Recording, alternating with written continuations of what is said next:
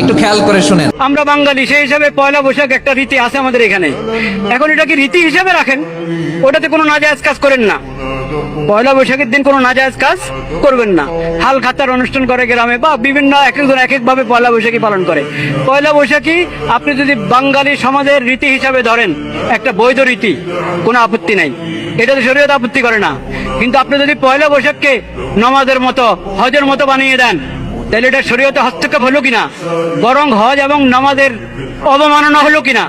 আর এই লোক যে পয়লা বৈশাখীর কথা বলেছে, ওই পয়লা বৈশাখী কি আদিকাল থেকে যে চলে আসা বাঙালি সমাজের এই সাধারণ একটা সামান্য একটা রীতি, যেটার মধ্যে কোনো আনুষ্ঠানিকতা, যেটার মধ্যে কোনো নাজায়েজ হারাম কিছু তো ছিলই না, আনুষ্ঠানিকতা ছিল, ফর্মালিটি ছিল অতি সামান্য।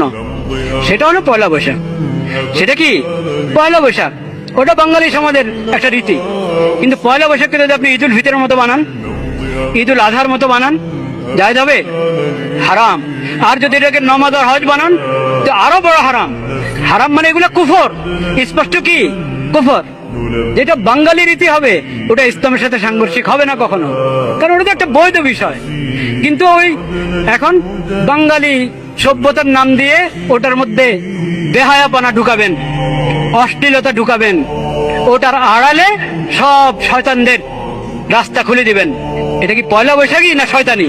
এটা পয়লা বৈশাখ নয়, এটা তো শয়তানি।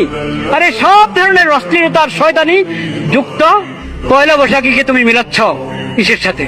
ইসলামের ইবাদতের সাথে। নাউজুবিল্লাহ।